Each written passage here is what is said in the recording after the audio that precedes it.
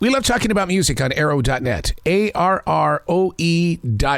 All right, let's do it. Let's play it forward. These are real people, real stories. Episode number 421 is with Katie Ray from NBC's The Voice. Hello.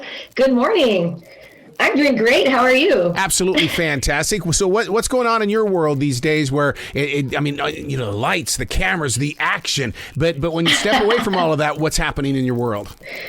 Oh, I'm just back to being a mom, playing with toys, playing with Sam, running around, chasing, wrestling my little dude. He's, it's nothing different from when I left before. So isn't that amazing though that you can step right into that role? And I don't even want to call it a role. It's almost like a calling. You are here because. Mm-hmm. Wait, I'm sorry. What was that? In other words, it's like when you step back into that into that place of where you were as a mom and stuff like that. Because one of the things that I've learned studying Native American spirituality is what we do today affects the next 7 generations. It's the same thing with you. I'm sorry, you keep cutting out. I can barely hear that last thing. In other words, I love the fact that you're being a mom. That is so cool. That you're so rooted in being a mom. I love that. Thank you. That's the most important role that I have. He's my everything, and I just want to, give him the best life possible. So I really appreciate that because that is like you said, one of the biggest things in life is that we raise good people, and that's what I want to do. I want to raise a good kid and bring some, light to the world in this negative world we live in. Isn't that the truth? Are you writing any of this down in a journal? Because one day your son is going to have a family of his own, as you say. You're not going to believe what happened to my mom. I am, yeah, definitely. It's been journaling has been a huge help actually throughout this whole process because it's been a lot. We've had lots of busy days. Being away from my family was probably one of the hardest things ever for me. I've only been away from my son for like 3 days up before I left for LA. So that was like the longest time I've been away. So, journaling has definitely been helpful. And yeah, I'm glad that I have that for him. So it'd be really cool. You sang No More Tears from Barbra Streisand and Donna Summer. My God, that song, when it came out on the radio when I was a kid, it was like, oh my God. And you guys brought that same feeling back. Thank you. Yeah.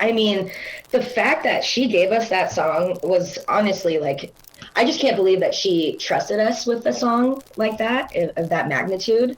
And so we just we knew that we had to get in there and just work really, really hard to make her proud. And I feel like we did. So just really excited that I got to sing that song. And now it's in my repertoire. And I'm very, very excited about that. To create with somebody like Ariana Grande and stuff like that, because her music is everywhere. She's traveled everywhere. But yet on the show, I feel like she's that girl next door. She is. It's not a joke. They're not editing it to be that way. She is so cool, so humble, just really down to earth. I was not expecting that just from somebody who is such a famous person. She's got so many followers on Instagram and this and that. You'd think that, it could have gotten to her head, but it hasn't. It has made her even more humble, I think, so. What a cool person. Yeah, because before this show, we really didn't get to hear her speaking voice, her points of view. We read about it. We saw YouTube things like that, but it was never about the artist coming out to help out another artist. Mm-hmm. Yeah. Yeah. So, it's very nice to see her in a different light. And I think that's kind of what she wanted, why she's doing this is so people can see Ariana in a different way and not just the pop star, right? Mm-hmm. Because she's a human. And that's ultimately what I feel like the coolest thing about this whole situation is you in your head, you think they're these superstars, right? All 4 of these coaches. But once you're in front of them and you talk to them, you recognize that they are just people and they're nice people and they make you feel good and comfortable, all of them. So it's been a really cool experience. So in a really weird way, with all 4 of them having the successes that they've had, if you were to stand in front of the Beatles, would you treat them just as human? The Beatles? Yeah. Yeah, I probably would. Yeah. It's just, honestly, I feel like we all are human and I feel like maybe even, I can't speak to them, but I can say most artists probably just want to be treated like, normal humans. Right. Anyways. Right. Right. So true. But I'll tell you what, I'm really inspired by you that you performed in a coffee shop, and you talk about up close and personal with people that saw you live. Yeah. Yeah, that's hard. That's actually harder for me, singing in front of like small groups of people than in big groups. It's more intimate, and it's a little bit more, it's so scary. You can see everybody's faces, what's going on, It's so funny you bring that up, because I'm blessed with the opportunity to talk to the major stars of rock music and stuff like that. And that's the one thing they talk about as they try to climb back up onto that tour bus again, is that they're playing in venues, but there's not that many people showing up at the show. And so it helps them retrain the relationship between those that are there and the people up on stage. Exactly.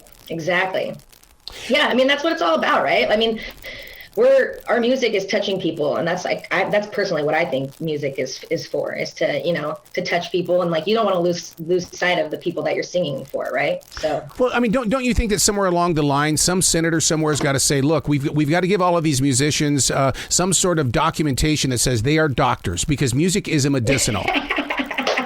Right, I know, it is medicinal in so many ways. How many people use it to help them in good times and in bad times? I know that it's been there for me, so I feel you, man. I was going to ask you that. How do you use your own music as a medicinal? Yeah, honestly, I know things are really bad if I'm not listening to music. Yeah. If I'm like in a bad place, if I'm not listening to music, I'm like, okay, there's something wrong here. And other than that, if I am listening to music, and it's as a medicinal. I mean, come on, if I'm having a bad day, I'll put on like a hyped up song, or even a song if that's speaking to me with regards to what I'm going through. It really just depends on the day. But we all have our own little ways to make ourselves feel better, and music is definitely one of them for me. I know that there are listeners that are in their cars or in their rooms or offices and stuff like that have performed with choirs, and they've performed with bands and stuff. But you did something that a lot of people can't do, and that is you went out on your own. How did you break that level of shyness to be able to say, I got this? I think it was just the age. Just as time has gone on, I'm more comfortable with who I am, and so I think that's kind of one of the biggest things that has gotten me through. And my family, getting on the big stage with all these, on the voice stage, was not as nerve-wracking for me as I thought it was going to be. Not because it wasn't hard and it wasn't stressful and wasn't all these things, but I felt like, if I'm out here, if I'm going to do this, if I'm going to be away from my family, then there's no room for shyness.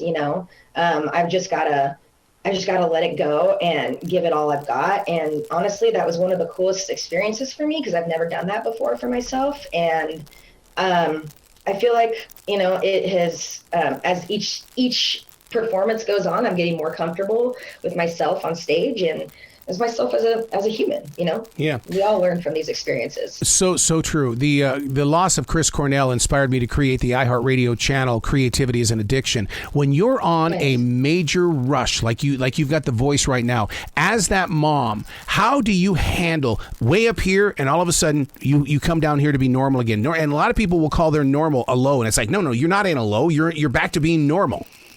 Yeah, no, there was definitely, I mean, I can say when I came back from, the audition process and stuff, the first time, it's an adjustment. You're in this world, you're in a totally, you're basically just inundated with, music and doing all this stuff. And then you come back to your normal life. And, it's different. It was hard because my husband would be like, you're kind of being quiet at times. I'm like, I know. Yeah. I'm like, I know. I'm like, I'm not normally quiet. Like, I'm a talker. I mean, it's in me. I've never not been a talker. I've gotten in trouble since I was a little kid. And so he was like, what's happening to you? I'm like, I don't know. I'm just adjusting back. It just took some time to adjust back. But honestly, I'm very happy to be back with my family, and they're like what grounds me and what brings me back to my creativity, to be honest. Like, I feel like I'm the most creative when I can, I have them around me. Yep. And it's been nice to be able to find that again with them, so. Speaking of finding, where can people find you where they can give you lots of love? My handles for both TikTok and Instagram are Katie_Ray333.